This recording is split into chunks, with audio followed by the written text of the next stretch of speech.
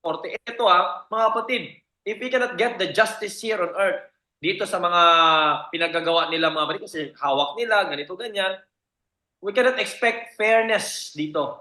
Alam mo, may karma eh. Totoo po yung karma mga kapatid.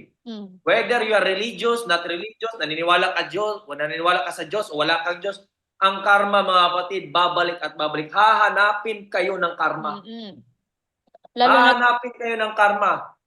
Lalo na't ang Itong mga pinagagawa gabyado ninyo, nila, puro inosente.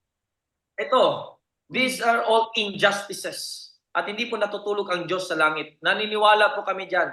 Kahit hindi nyo pakinggan mga pinagsasabi namin, pero karma, hahanapin, alam ng karma ang mga address ninyo. At kokonsensyahin kayo for the rest of your life. Hindi kayo makatulog at ito yung dahilan for your early death dahil sa pinaggagawa ninyo.